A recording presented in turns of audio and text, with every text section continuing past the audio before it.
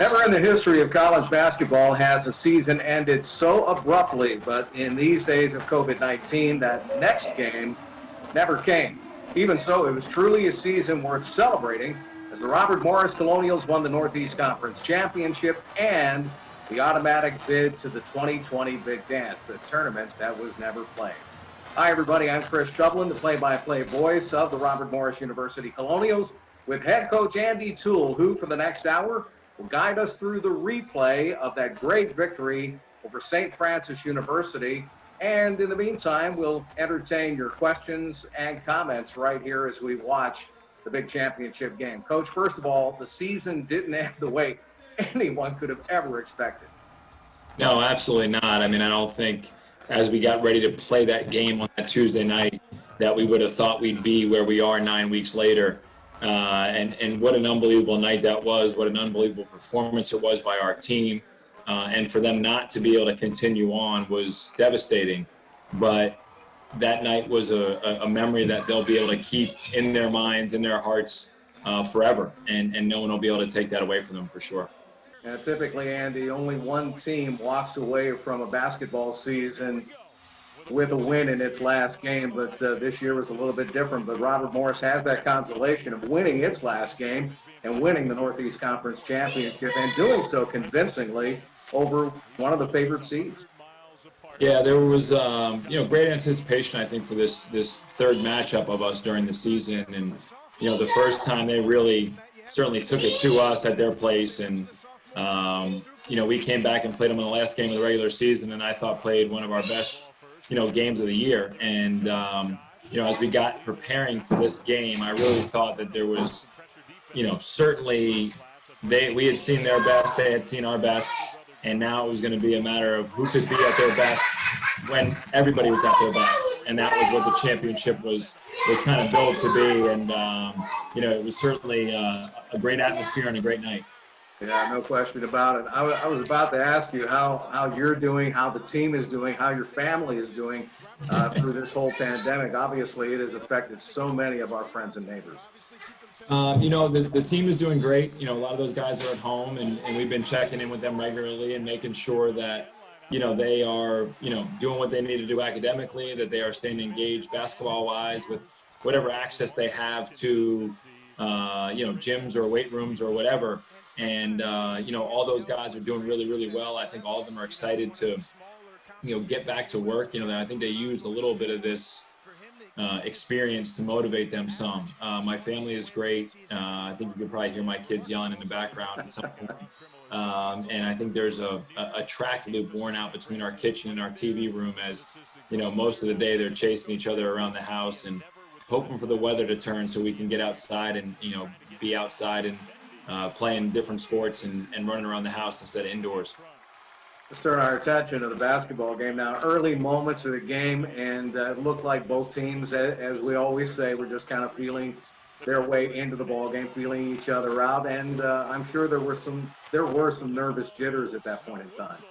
I think there always is. When you get into a game like this where there's so much on the line, you talk about a one-bid league where this game has been worked for 364 days, and now you actually get into it.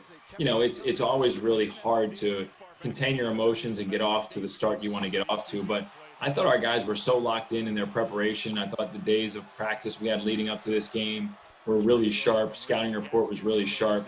And I liked the look in the eyes of our guys as they came onto the court. I just thought that they were initially, doing the things you need to do, some of the simple things you need to do. Jumping to the ball, being in the right position, executing offense. And those are some of the things I think we always look for to make sure that guys are, engaged. And obviously we just gave up a steal there, but, I thought the way that they had prepared really allowed them to play at their best. And I thought, the semifinal game against LIU and the final game against St. Francis, you really couldn't have found a better 80 minutes of basketball than we played down the stretch of the season. Yeah, I don't think there's any question. Even when you did give up the basketball in that previous play, you did not give up the shot at the other end. Guys did not give up. They continued to pursue the ball, and it was just an excellent effort. Yeah, and I think that's one of the things that guys really kind of figured out as the year went on.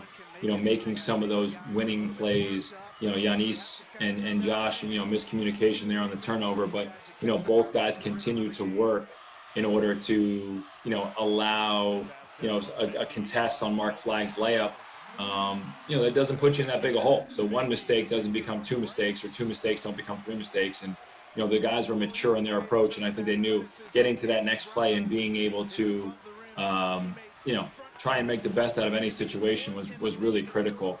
And, that was something that took some time to figure out. As much as we had some guys that were experienced, it took a little bit of time for everybody to really understand that and to execute it out on the court. Saw the effort, just an extreme effort by Dante Tracy, who ended up being the MVP in the game. But the previous play, we saw Yanis Mendy show some great patience, and that's another thing that was learned not only throughout the last couple of years working with Yanis, but over this season, he developed a great deal of patience in the post.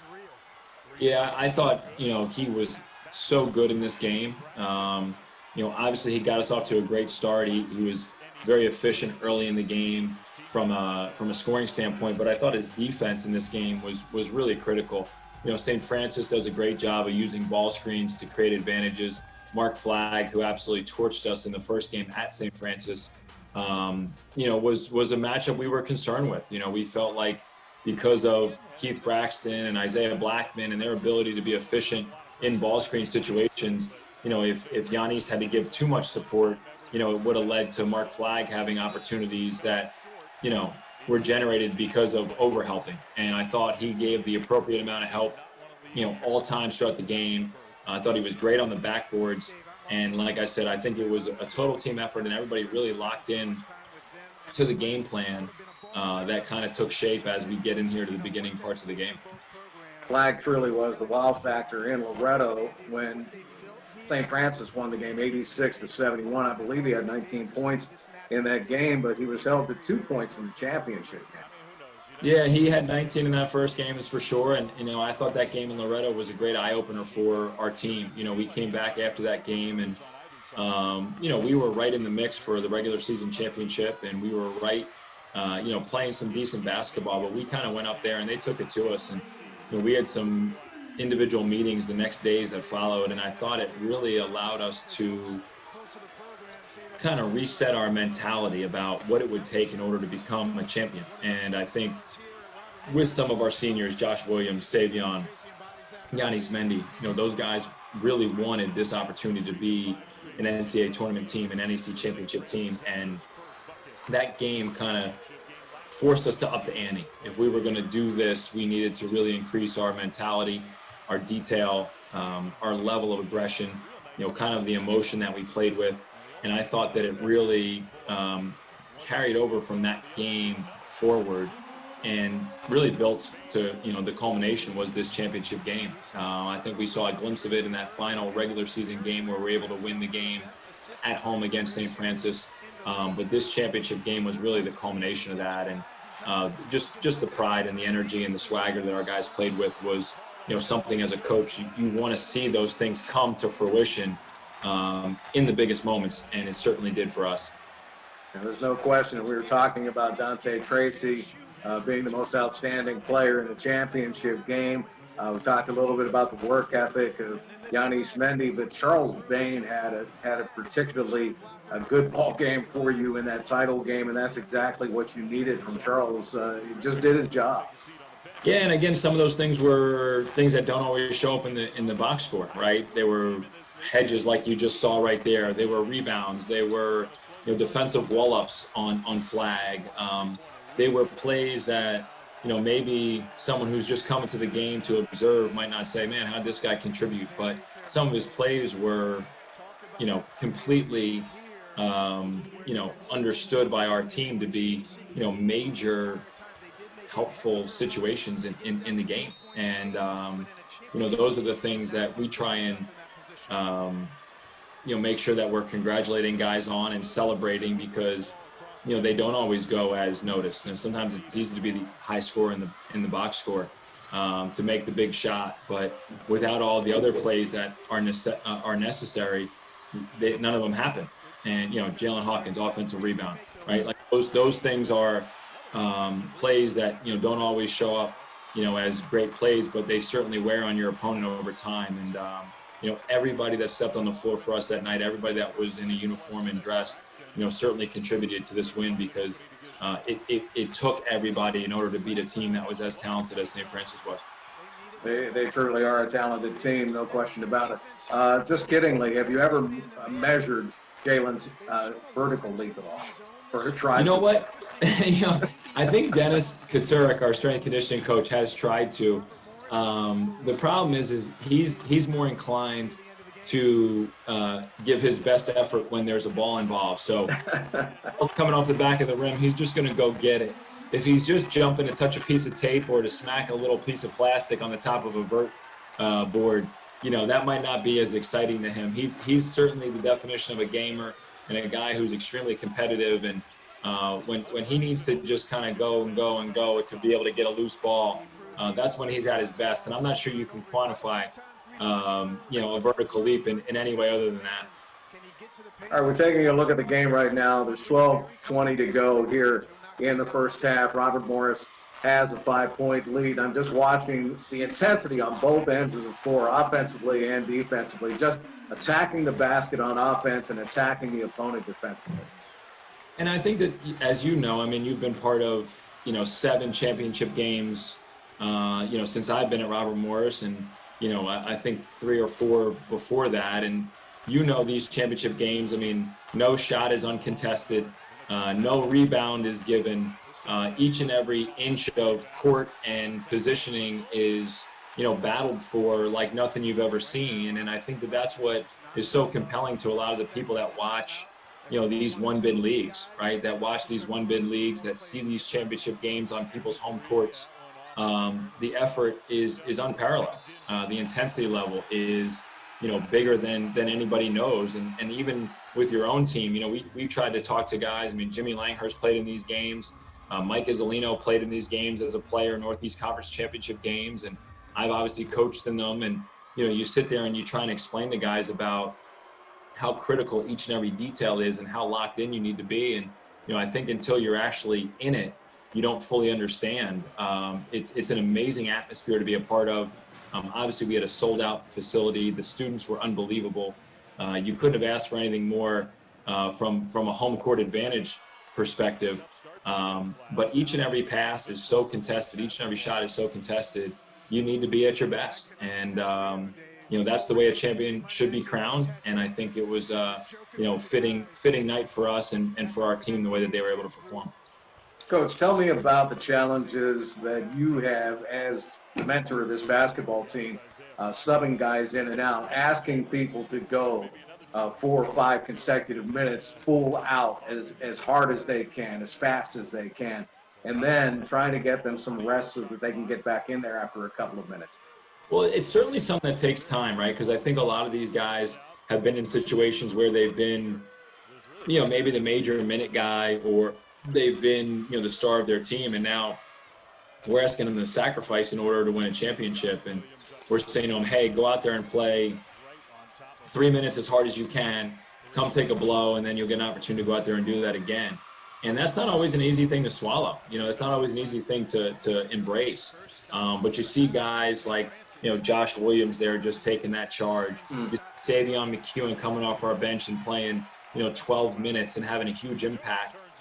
You see Giannis Mendy and Charles Bain. Charles Bain was a starter as a sophomore, came off the bench for the end of the stretch of this season, but was as critical as anybody else that was in our rotation. And we had a great 8-man rotation where guys were, engaged, guys trusted each other, guys were willing to go and expend everything in the tank for 3, 4, 5 minutes, as you said, come and sub out, trust their teammate would do the same. And then when their teammate needed a blow, they would hit the court and try and bring that same kind of intensity. And I think the best teams I've been around have had a makeup like that, where you really have guys going out, giving everything they can, laying it all on the line, getting a quick blow, coming and getting water, getting a couple words from the bench, and boom, hitting the court again and trying to add production and value to their team. Perhaps even more amazing is the fact that they're doing this against the top team in the league, Keith Braxton, Isaiah Blackman, back-to-back Northeast Conference Players of the Year, and the effort was just dramatically impressive for Robert Morris in this game. Yeah, I mean, to hold a team, St. Francis, I think coming into this game was averaging, high 70s in points. We look at this game right now, we're 9 minutes to go in the first half and they have 13. And so, controlling the game, being in the right spots, contesting every shot, even that shot right there made by Tyler Stewart was contested by John Williams. Eventually you hope that that's going to have an impact on your opponent. It's going to wear on them in some way, shape, or form. And I think you saw that in the context of this game. I mean, in the last two meetings against St. Francis, to hold those guys under 70 points, which was something, they hadn't been held under, in conference play, maybe one or two other times maximum, is a credit to the effort and the defense that our team played individually as well as collectively during the course of this game. Some of the best slashing I've seen recently at Robert Morris by Dante Tracy. That was a great example of him cutting down the lane there. Yeah, and I think, you each and every game there's adjustments that need to be made and things that occur. And, it felt like a little bit in this game that they were daring, Dante to kind of make some plays at the rim. They were kind of saying, all right, we don't want to leave Josh. We're not going to give the drop off to AJ. We're not going to give, a drop off to Yanis. And so we're going to make Dante finish. And as you can see early in this game, he had a couple great drives. That now as a coach, that's not a bad game plan. If you're Rob Krimmel, the problem is that Dante really stepped up and made those plays. And now all of a sudden you kind of leave yourself scratching your head a little bit because you don't want to give opportunities for some of those other guys that we just mentioned. But Dante, I thought was outstanding.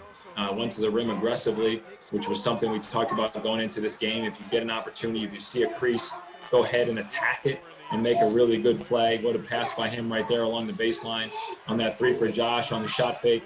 And guys were locked in and executing on both ends of the floor. Just saw Josh hit that three again. Great hesitation, great patience. Turnover by the defense, and here come the Colonials up the floor again. But the Williams brothers have been absolutely remarkable for Robert Morris down through the years. Josh, of course, tying an all-time NCAA record a season ago and continuing his great play. And, one of the most disheartening things about not getting to go to the big dance this year was not allowing him to have a chance to shine on that particular stage. He and Yanis and Savion, of course, the three seniors specifically on the team at the entire ball. Yeah, those guys, it was a really bitter pill to swallow. When we met with those guys the Friday after the NCAA tournament had gotten canceled, it was certainly something where you looked in their eyes and you could just see the sadness, see the disappointment. And as a college player, you want to be a part of that NCAA tournament, and they had earned that right. And unfortunately weren't able to continue on. But as we tried to tell them that day, no one can take away this moment from them. There was 31 leagues across Division I basketball. 12 of them got to finish their tournament. We were one of the 12, and we earned our championship. There was a number of leagues across the country that named a champion, but those teams maybe didn't earn it. And that trophy that they held up on that Tuesday night was earned with a lot of effort, a lot of great plays on both sides of the floor. And Josh was obviously a main catalyst of that. John started every game so far in his Robert Morris career, has just been rock solid. And again, another guy who you don't always see on the box score things jump off at you, but without his consistency, without his understanding of what we're trying to do, the team doesn't function. And we value those things greatly. And he's certainly somebody who's instrumental in this championship and has been a huge piece of our program over the last 3 years. We're watching this game right now, under 7 minutes to go in the first half, and it's a tight one, a 3-point ball game with St. Francis, and two teams just going at it nose to nose. Yeah, and it's funny, I never watched any of these championship games. Wins or losses, I just, it just hasn't been something that you've sat there and you always want to relive. So this is a different one. This is interesting to kind of see how the game plays out. I think a lot of times you have in your own mind the way the game played out, and obviously you remember the end where we were kind of in control for a large portion of it. We were up 7 at one point here in the first half, and they cut it to 3. And some of those more difficult moments, I think sometimes you don't always remember, and it's interesting to see this and see how it plays out. Yeah, no question. 3-point game right now, and here's another guy right there, A.J. Brahma. What a find he's been for Robert Morris. We talked about the athleticism of Jalen Hawkins, but A.J. Brahma has thrown down some hammering dunks this year, but that's not the only part of his game. He does so much more for you. No, not at all. I mean, Trey Woodall did a great job in recruiting him to Robert Morris, and Dylan Graffius, our amazing manager, Schwabi. I think he has the number of dunks that AJ had during the course of the season, and I think he might have had more dunks individually than our team did the year prior. And we'll have to get with Schwab on that to make sure that those numbers are correct. But AJ's a guy. He plays with such energy, such intensity, such a competitor. Those are the things I think that really resonated with his teammates. You could see games where he would hit the court and he would play with a level of intensity that kind of became infectious. And the one thing I would say about this team, and finishing my 10th year as the head coach, this is one of the most competitive teams we've had from top to bottom. And I think I said this after the semifinals or after the finals. They really, day in and day out in practice settings, when we would get to drills and all of our drills have a winner and a loser, there would be real pride in who won and lost. Jalen brought competitiveness. AJ brought competitiveness. Elisa, brought competitiveness. And so from top to bottom, guys were really trying to work and trying to win. The Williams brothers, Dante Treacy, Yanis, those guys have been, competitors that we have known. And then adding the other element of, AJ and Jalen and Elisa, Savion, those guys really helped us continue to improve because the competitiveness made for productive practices. And you see there Josh with his second offensive foul take of the first half, 2 fouls on Keith Braxton, which for us is music to our ears. The more time that he can be sitting over there, the less time he's on the court, I think the better every coach in our league would feel. What an amazing career he had, 2,000 points, 1,000 rebounds. And just an incredible individual achievement for him in his career, and to see him on the sidelines is certainly something that we find beneficial. He's much better over there for the opponent than on the court. Yeah, he's a great young man. There's no question about it as a basketball player and as a person. But I get your drift as far as trying to keep him off the floor. One of the things, and just sparked my attention to this, one of the hallmarks of Robert Morris basketball this year, maybe more so than in the past few years, has been taking charges.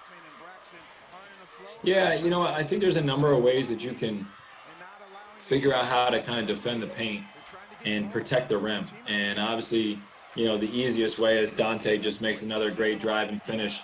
The easiest way is to have a incredible shot blocker, right?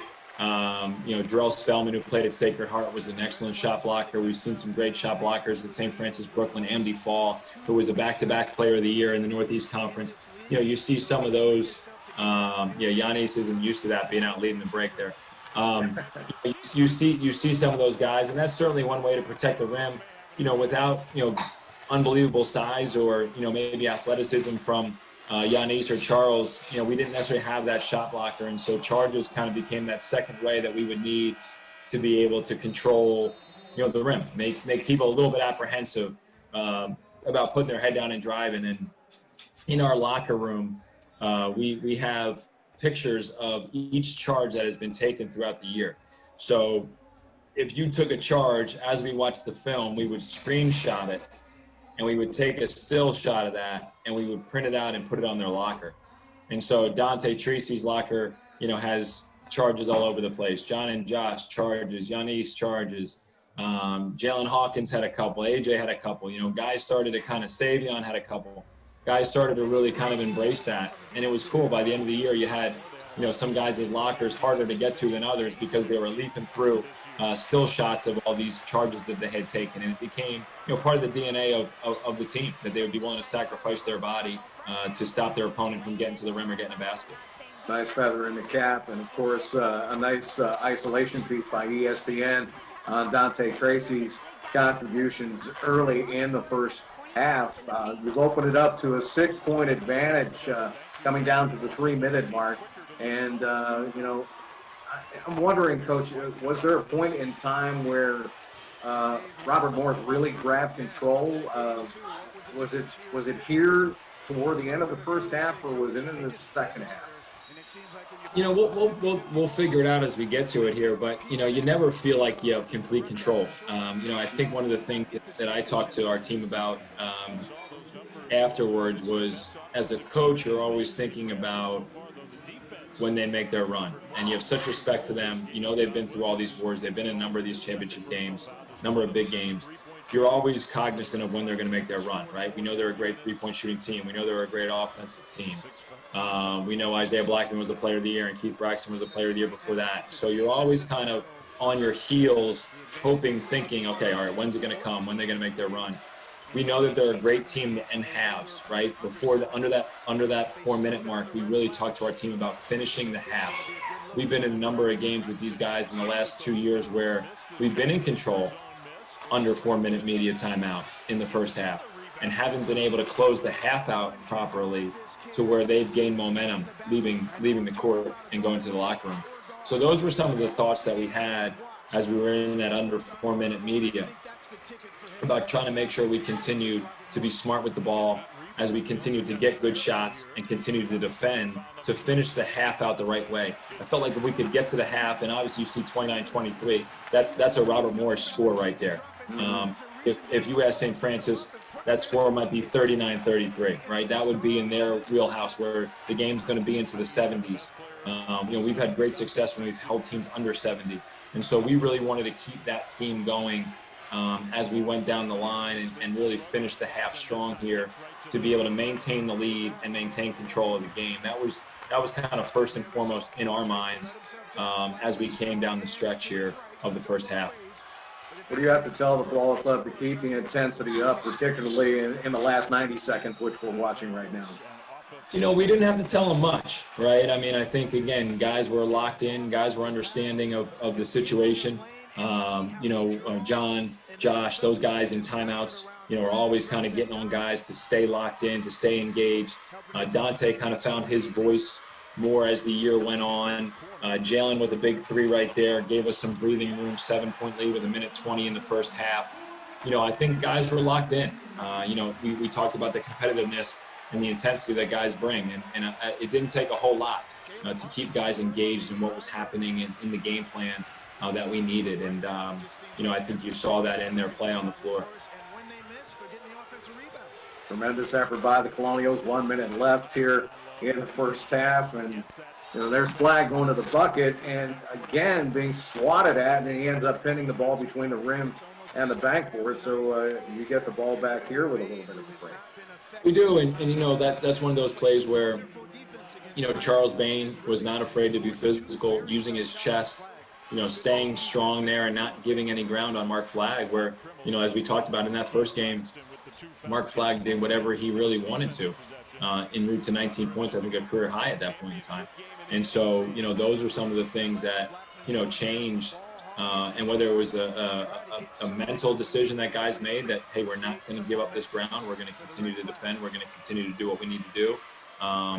It was a great response, to some of those earlier situations.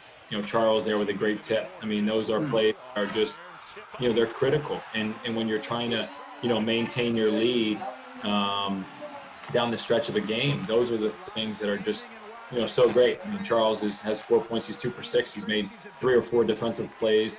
That tip is a play that probably, if you're St. Francis, you're not 100% counting on happening in our favor. And so, those are the things that you need in order to be a championship level team. You can see the communication there in the timeout. Guys kind of rallying each other and continuing to, challenge each other to raise their level and stay engaged. And you just saw a tremendous all-around effort from everybody on the court. during that last timeout? Was it more X's and O's or more lighting the fire? It was a couple things, right? You could see Mike Mike Islino, who had the scout. You could see us kind of communicating about, hey, what might they run here?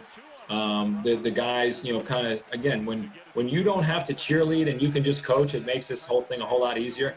When you got to be a cheerleader and a coach, it becomes a little bit more challenging, right? And so, I think the guys were doing such a good job of keeping each other engaged and motivated, keeping each other locked in, that you could walk into those huddles, you could feel the intensity, and then you could coach. You could say, hey, watch this ball screen situation here. This is something they might run in this situation.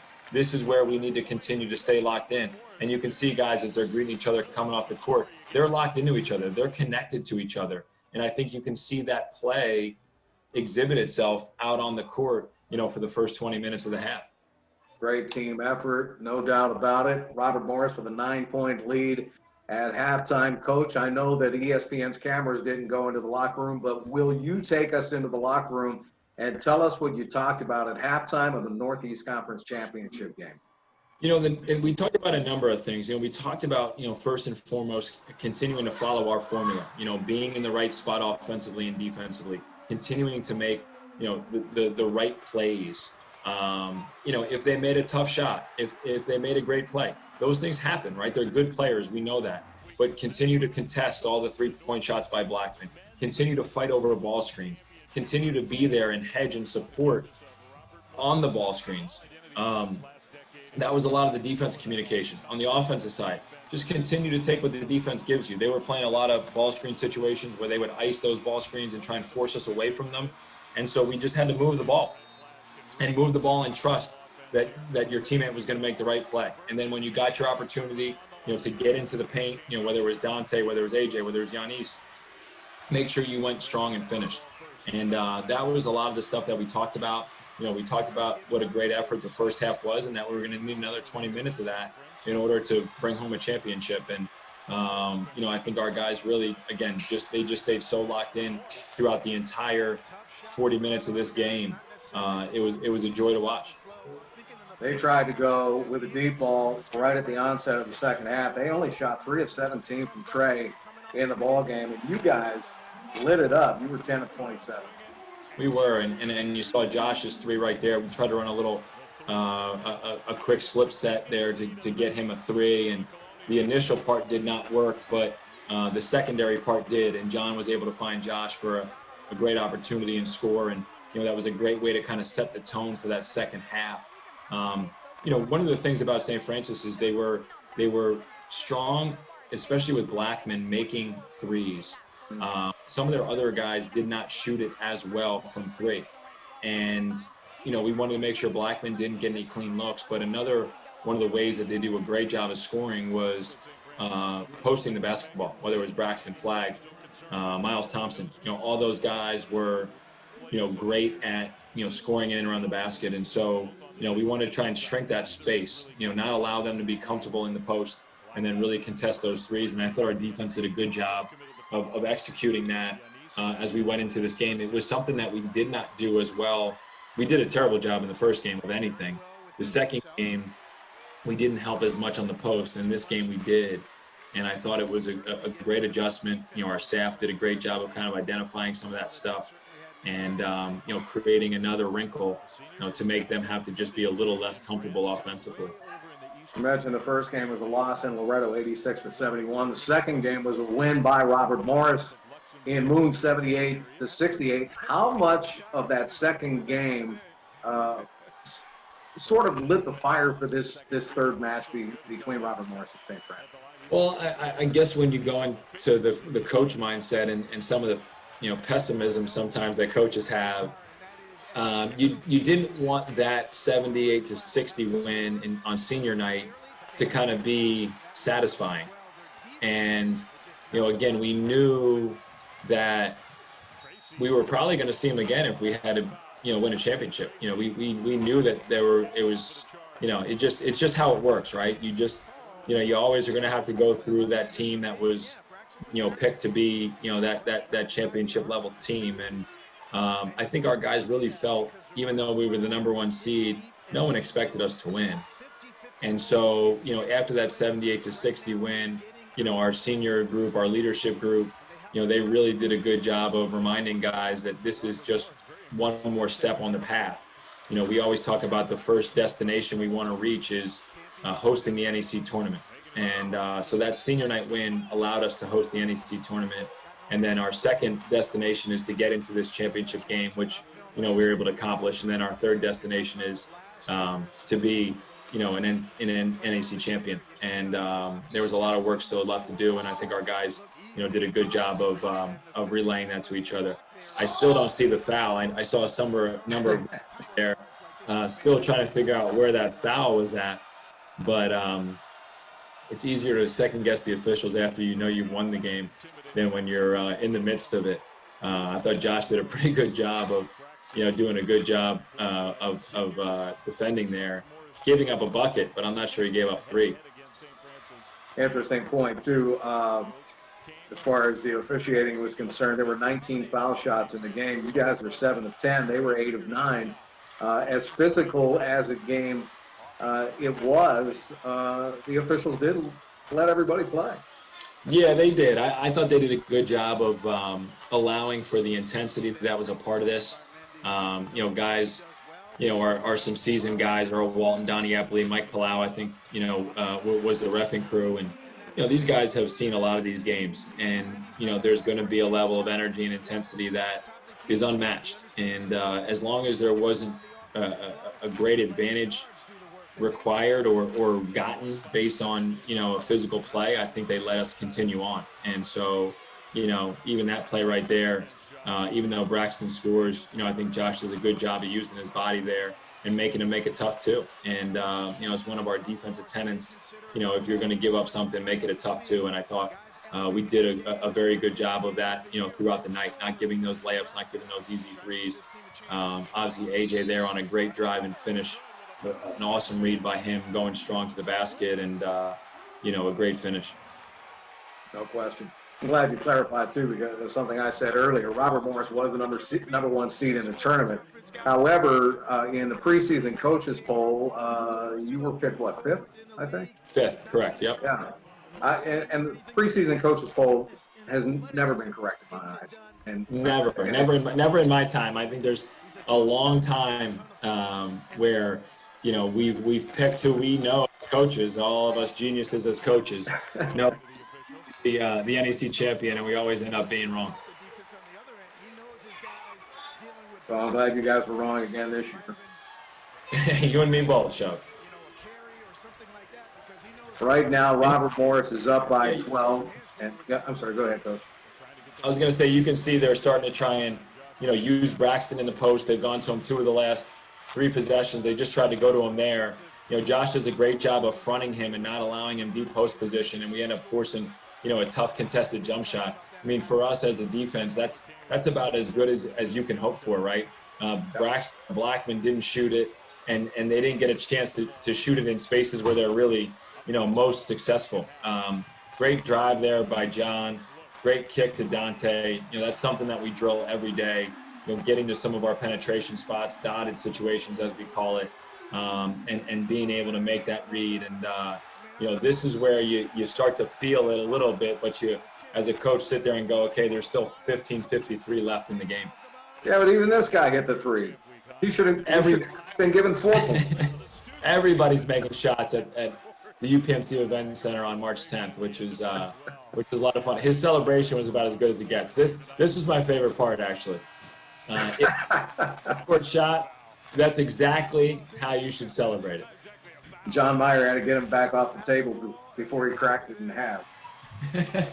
That was a heck of a shot. It was the second half court-made shot in a game this year. The first one was free soups and sandwiches at the Yard, I think, right? The pit game, right? Didn't we have one at the pit game as well? Yeah. The pit game. Yeah. Pretty impressive by the fans.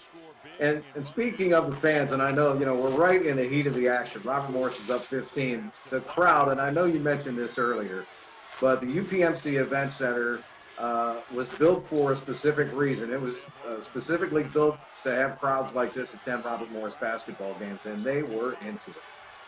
They really were. I mean, it was hard at points of the game, and this is how you want it to be. I mean, don't get me wrong, to communicate to guys on the court, to get guys' attention.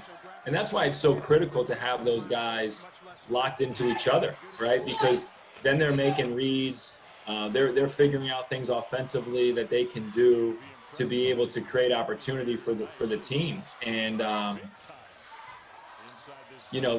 those are some of the things, and those are some of the things that have to go your way right there. Mm-hmm. John with a great pass to Josh. Josh misses it, and John lays it in right as the shot clock expires. Those are some of the things where in your mind you start to think, okay, maybe we're this is going to happen for us. And our fans were right there with us the entire time. They were so locked in. They were so loud. Our student section was incredible, and I think our guys really fed off that energy. And as we go to this media timeout here, all we're discussing is trying to win the next 4 minutes. Can you win the next 4 minutes? Can you win the next 4 minutes? And keeping guys' focuses as small as possible so they stop, so they're not thinking about, hey, we're up 17 with 14 minutes to go in the game, right? Can we win the next possession? Can we defend the next possession? And that's the kind of mindset that we were trying to keep all these guys in. 17-point Robert Morris lead, under 15 to go, 14:39 showing on the clock right now. And St. Francis is already rolling the ball up the court so the clock doesn't start. And, Andy, one of the things that we talked about, not you and I, but Jimmy Elias and I, when we were calling the game on the radio, was the fact that I think St. Francis knew that it was in big-time trouble, even that early in the second half. When you think about it, I mean, you're talking about over 14 minutes left, and they're already doing tactics like that to try to slow the game down. Yeah, it's funny. I think as a coach, when you're up by 17 with 15 minutes to go, you're sitting there thinking to yourself, oh my God, is this clock ever going to run? And you think to yourself, man, how is this game going to end? I hope we can keep playing. And that's a much better position to be than on the other side, right? Because at least you're kind of in control of the situation. You can see Dante guarding there about as well as you can guard, showing his hands there, moving his feet. You just can't do much better from a defensive perspective than he just did. And this was there was a little bit of nerves here because I think this is his third foul early in this half, and obviously he had played so well up until then, and the hard part in the balance that Dante has to find is, he's so good defensively, he's so good aggressively, defensively, but you also don't want him to foul because you got to keep him on the court. And so, as a coach, you're thinking, okay, we're up 13 minutes to go. Let's execute here. Let's try and get a great shot, try and find a really good opportunity for us to get something good and just really take it possession by possession. AJ there, maybe a little bit quick, got fortunate. Charles on the foul, and the offensive rebounding the foul. And again, that's where our guys were so locked in. I mean, as soon as AJ shot that shot and Charles got fouled, he looked over at the bench and said, okay, a little quick on my part. And everybody on the bench is saying, yeah, exactly. Let's just keep making sure we get something good, keep defending. And that's really the key. I think, when you get in this situation, you want to make sure you keep defending and making it as difficult as possible for these guys who we know are so talented to be able to get high percentage baskets like that. And that obviously was a great pass by Conover Dixon there and down into DK. But, we're still in control of the game, and we still got to take it one possession at a time and try and find the right plays and the right shots. Coach, describe to me your thinking when you pull Dante Tracy out of the ballgame when he picks up his third personal foul. Do you have a set number of minutes in mind that you're going to keep him out, or do you think maybe a set number of minutes plus the flow of the game? How does it play in your mind? It's more flow of the game. I think the longer you can keep him without fearing that you're going to ruin his own rhythm is what you want to do. And obviously you see a little bit of a run here by St. Francis. Isaiah Blackman with a really tough shot after the dunk there by DK. And they cut it to 11. And now, all right, this is, where you'd want to be. And I think, one of the things we say to our team a lot in situations like this, if we're in timeouts, hey, would you want to be up 11 with 12 minutes to go in a championship game? Yeah, sure we would, coach. All right, so then let's just play. I think there's sometimes the propensity to sit there and say to yourself, oh man, we were just up 17 and now it's only 11. Well, teams are going to make runs, right? And so, we missed an opportunity for a layup there by Yanis. AJ makes a great steal, and now we're back in control of the basketball, trying to find that great shot again, trying to handle this possession as well as we can, and allow some more time to go off the clock. And, I think when you can kind of reframe some things and you can put it in the right perspective, sometimes you can give yourself the right chance. Like right here is what a huge play this is, right? Steal by John, leave for Josh, three-pointer made, and all of a sudden everybody's able to take a deep breath and exhale for a second because, it's back to 14. And I think that's, some of the things that, go through your mind as a coach, and you want to make sure you protect Dante, but you certainly don't want this thing to get down too much closer than single digits. Tremendous effort again on the defensive side to keep that lead at 14 points, and now you're down to the 11-minute mark. Yeah, and the same thing is what we're talking about, right? There's no difference in our communication and timeouts. It's, can we win the next 4 minutes? We're up 14. Can we win the next 4 minutes by 1? Can we make a great play? Can we continue to play each possession? And that's really all we're talking about, and trying to keep the focus as small as possible. Trying to make sure that, what a great pass there by Charles Bain to Yanis out of the timeout. They came out in zone, St. Francis did, and we were able to find a high percentage shot. Again, keeping that momentum on our side, continuing to defend, continuing to work. And you can see Yanis there, 12 points, 5 for 8, a season high in the championship game. No better time for him to have his senior high, or his season high, and to play as well as he did. I think I have time to mention to the fans watching this right now, your demeanor, not so much during the game, but leading into the game.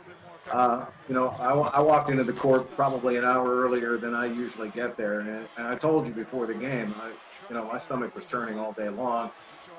Even the broadcaster gets nervous before a championship game, but you were about as calm and as collected as I've ever seen you before a basketball game, whether it's regular season or postseason. What'd you have for breakfast that day? Was that the difference? I'm not sure. I'm not sure, because I certainly didn't feel that way. So it's funny because Jim Duzick, our SID or media relations director, said the same thing, and I don't know if it was, just a confidence in our guys, and kind of the practices and the preparation that we had. I think maybe after doing this for 10 years, as much as you're still a complete wreck, you realize that, there's certain things you can control and there's some things that you can't. And, I thought we had good preparation. I thought our guys knew personnel. They knew the game plan well. I thought we had, good practices leading up. We had a good edge to us in those practices where there was, a little chippiness, which you want to see. You want to see that everybody's got skin in this game, and they're trying to execute and do the deal. And what a pass from Yanis. I mean, how good is that? Tremendous. So, those were some of the things I think I tried to take some solace in, and, be able to understand that these guys were, they were determined. And, even at this point in the game with 9 minutes to go, up 19, we had talked a little bit about, depending on lineups that St. Francis would play, to have AJ Brahma guard Keith Braxton. And, about this time was when they went a little bit smaller. They have Miles Thompson in the game. They have Tyler Stewart in the game. They have Keith Braxton in the game. AJ's taking a little bit of a rest right now, but he'll be back in shortly. And we were talking about, having AJ guard Braxton. We were worried about them going into the post. And, Josh Williams kept kind of waving us off, said, I got him. I'm going to guard. And it was really cool to see. And, he said it with such confidence, and he was so locked in that I think, no one even questioned, that decision. And, again, that just goes back to some of the focus and the mentality that our guys had as we kind of came down the stretch of this game. I was about to say, too, I thought St. Francis played Dante Tracy a little soft out on the perimeter, but even when they did try to D him up, He just had the touch. He had the feeling that Yeah. night. Well, I talked about it a ton in the post game. He's as about as tough a guy as we've coached, and we can go through 13 years now of guys that are some pretty tough dudes, Tony Lees and Jeremy Chappelle's and Rob Robinsons and Carvel Andersons and Velton Joneses and Lucky Joneses and some guys that are high up there on the grit scale, right? And Dante would be in a category with all those guys. He is unflappable. He is willing and ready to do whatever it takes in order to help his team win and be successful. And I think you saw it really on display in this championship game. All right, he controlled the game. He finished the plays that needed to be made. He had a look and a determination in his eyes that was, not to be denied. And it was fun to watch because he's put in a lot of work to get to that point. And it's so great as a coach to see those opportunities come for guys that truly deserve them. And he's only a sophomore. Right, and he just got his fourth foul right there, unfortunately. On a play, a hard one to avoid, right? You kind of get caught in the moment, and you can see that the guy kind of fall in his lap and him get his fourth. All right, ESPN did feature on the softball/baseball bats that you had in the locker room, and that gives us a chance to ask you about, grabbing those bats and keep on swinging. What was the mentality behind that? So, we always try and come up with something motivational. I don't know if it motivates anybody other than the coaches, but we think that it does. And so Mike Islino had come up with this idea. The New Orleans Saints, they get bats in their locker room, and they talk about laying the lumber, right? On a big game, hey, can we lay the lumber? And we didn't know if we could get access to enough wooden bats, and we wanted to kind of make it a little bit more contextually fit for our guys. And so we called Jex Varner, who's our softball coach, and I said, do you have any extra bats laying around? He said, I'm in Florida, but here's the code to our shed. Go in and grab some bats. And so as we met on Sunday before the conference tournament, we came up with this idea of to come out swinging and keep swinging. And so there were bats in all their lockers. We had a bat on the scorer's table every day. We came out to practice, and everything kind of resulted in that. Hey, we got to come out swinging, and we're going to keep swinging. And that was really the mindset that we wanted to create with our team, and that's what the bat symbolized. And so I would do pregame speeches with the bat on my shoulder. Guys would kind of hold the bats in their lockers, and that was the mindset. We're going to come out swinging, and we're going to keep swinging. And if we go down, at least we're going to go down swinging. And our guys really, embrace that edge and embrace that intensity. And the bats were really symbolic, and I thought they did a good job of kind of, encompassing that mindset for our team. Well, you certainly did not go down swinging. If anything, it was a grand slam, winning that Northeast Conference championship. And Coach, as we're under 7 minutes right now, I do want to take a moment to congratulate you on a little bit of a feather in your cap. That ESPN ranked the 40 top NCAA Division I coaches under the age of 40, and you were 7th on the list. I thought that was a little low. I thought you should be up there a little bit higher, but, frankly, just being on that list is something special. I appreciate it, and, obviously, none of that stuff is possible without all the work of our players and our staff. And Brooke got mad at me yesterday because someone had sent it to me in the morning, and I failed to mention it as we are in quarantine mode here. Later in the day, she found out and was a little upset that I didn't share it. But, it's a cool honor, but certainly not something that, supersedes any of the efforts of what all these guys have done and winning a championship. I think that's what our program and our staff and our players have been about, trying to have that collective team success. And when you do those things, sometimes some of those individual accolades are a byproduct of that. But I would much rather take NEC championships over being on the top of any list at any point in time as a coach. Understandable. And speaking of quarantine, and I realize we're down in the last 6 minutes of the ballgame. We want to focus in on the tail end of the ballgame, but the quarantine has given you other challenges as well, I'm sure. Among those is recruiting.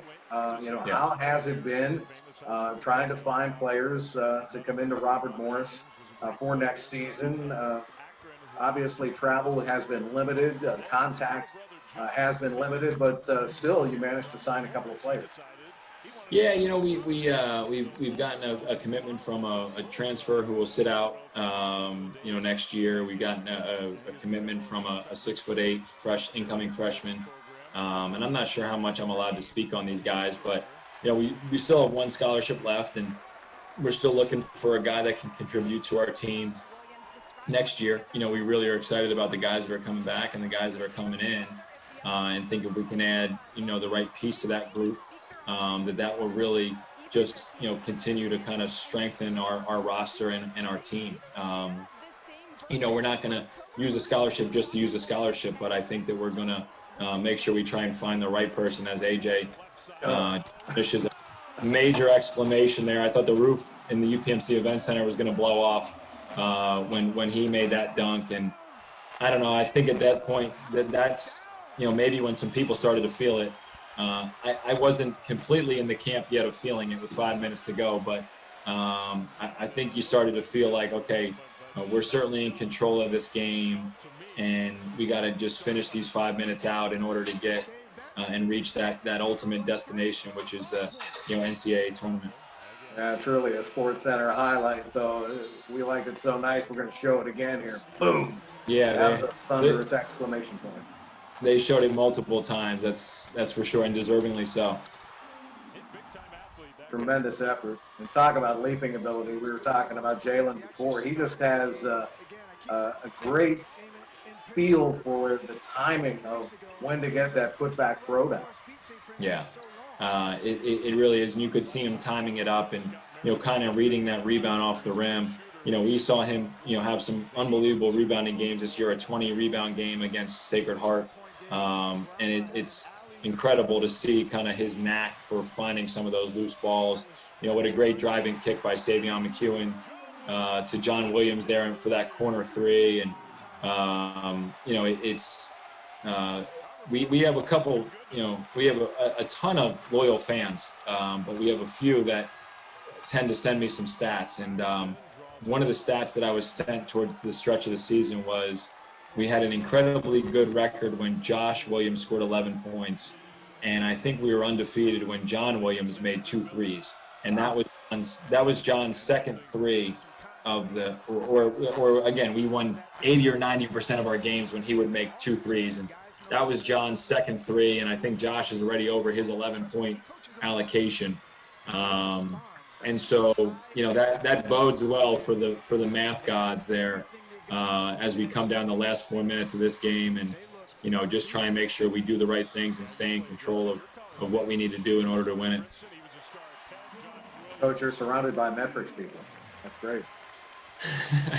What I think there's there's great use in all of it. And sometimes the old eye test also helps out a good deal. And body language and feel and some of those things, they're a great combination when teamed with the analytics to make decisions. All right, here comes John Williams up the floor. 3.5 minutes left in the ball game, and look at that scoreboard. Robert Morris leading St. Francis 74-58 in the NEC championship game. The Colonials still digging away at it. Yeah, that was a little bit of a quick shot there, but I'm going to be a little coaching hat on. Savion on this play, he kind of ran through the stop signs as everybody was kind of giving him the hold up at third, and he tried to stretch it. But I give Say a ton of credit on his year. His contribution to us was incredible, and he really embraced the role of coming off the bench, being able to be that instant offense, be aggressive on the offensive side of the floor. And I thought that in his 2 years, he grew so much as a person and a player. It was great to see. And so I was very happy for him to be a part of this and have the contribution he had all year long to our team. Those are the kind of growth you want to see within your players in your program. And, he did a great job of that. All right, Andy, we're down to 2.5 minutes left in the ball game, and the Colonials up there 74-61 over St. Francis, and it's bombs away, and the three-point baskets are just flying for the Colonials. Yeah, I mean, I think at this point it's you know, you're playing with house money in some ways, and you're feeling so good about the rhythm that these guys are in.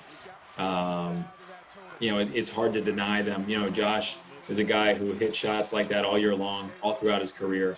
And now you're looking at a 14-point lead with 2 minutes to go. And again, just trying to manage this clock, trying to make sure that we don't do anything crazy, and we can walk out of here champions. The tremendous finish for Robert Morris. They fought all the way down to the wire. They kept going, kept trying to dig it out. Unfortunately, that one didn't go in, but still, you're very much in control of this ball game. Yeah, I'm gonna have to talk to John about that one. That was a pretty good one. I thought he should make it, but we'll talk about that this summer. A great pass by Josh and a great shot by John. You know, obviously, you know, I thought his ability to be a 40% three-point shooter this year, you know, added so much value to our team. You know, just created so much space for guys to work, made him such a threat. You know, that was a great growth for him in his junior season, to see that kind of, you know, shooting percentage. Just thrilling to have it, you know, that John and Josh, their whole family, come to all the ball games too. No matter where we are in the country, it seems like they've got family at the ball games, and they truly are big Colonial fans, and, you know, obviously big fans of the kids. Yeah, you know, and this is, you know, under a minute, you know, 50 seconds left, up 10. You know, I think you can start to sense the celebration. You know, St. Francis had taken, you know, Braxton and Blackman out, and now I think it was really just, you know, kind of waiting for that clock to run out. And you know, as a coach and as a guy who, you know, recruited a lot of all these guys, you sit there all the time and you try and explain to them what this moment will feel like, and you try and explain to them sometimes at the most inopportune moments. You know, maybe times where they're running conditioning or they're in the weight room, and, you know, trying to, you know, sell them on what this is like. And you really can't understand it until you feel it. And, you know, to have this clock run down, these guys aren't thinking about anything other than the fact that they're going to, you know, be champions. And, you know, they're not thinking about the conditioning in the summertime or some of the weight room sessions or some of the hard practices. This makes it all worth it. And it's so awesome to see this excitement and feeling on your players. And, you know, that's why I think all of the coaches on our staff coach. What is your feeling right now on March 10th, 2020, as this plays out? I know you stepped away from everything. You let the players celebrate. Yeah, you know, it's funny. Fran Dunphy, who I played for at Penn, when we won championships, he would go to the locker room. And we would always I tried to convince him my senior year to come out and cut the net down. And he refused to do it because he said it was, you know, for the players. I'm not as, you know, I don't need to go to the locker room. I want to sit and watch this piece. This to me motivates me. It drives me to see all the hard work that these guys have done, and then to have this kind of emotion and that kind of excitement as champions, to me, is what makes it all worth it. And I want to kind of sit back and allow them to have the moment, allow them to enjoy it with their team. You know, I got my hugs in. We got our locker room time in. I said my congratulations, but, you know, this is a player's game, and those guys made it happen. And I want them to bask in all the glory, get as many cameras and microphones and pictures and selfies that they can possibly get at that moment, because, you know, they're champions and they've earned it. They truly are champions. 77-67, the final score. Robert Morris defeats St. Francis University to win the Northeast Conference Championship of 2020. And Andy, we can only imagine what could have happened had the Colonials advanced to the NCAA tournament. But as every Division I college basketball team to earn a berth this year, it was not to be because of the current situation, the pandemic going on throughout the world. And obviously our thoughts and prayers are to everyone who has been suffering through this thing. Basketball is truly just a game, but still, you have to think of what could have been had Robert Morris advanced. I know that there are those of us who believe that the Colonials probably would have gone to the first four. If not, it would have gone into the second round.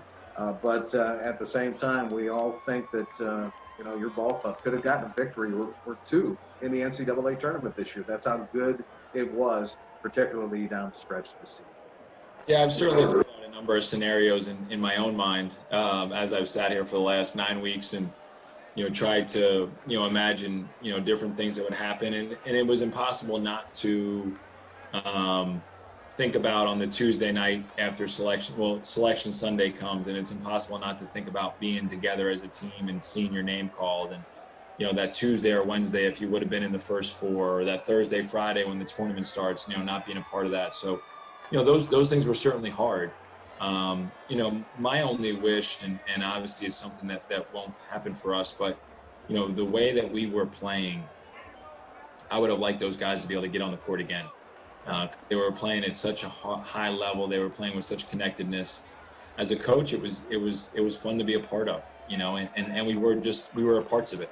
They were the guys that were doing, all the heavy lifting. They were making the plays, making the shots, getting the stops, and I would have liked that group to be able to get an opportunity to really experience that and go out again and throw and leave it all on the court, win or lose. And obviously, as we said, it's unprecedented times, and something that no one had the opportunity to live that NCAA tournament. But we're still going to celebrate our championship, and that group knows that they've etched a special place in Robert Morris basketball history, and deservedly so, because they, we grew so much as a team during the course of the year.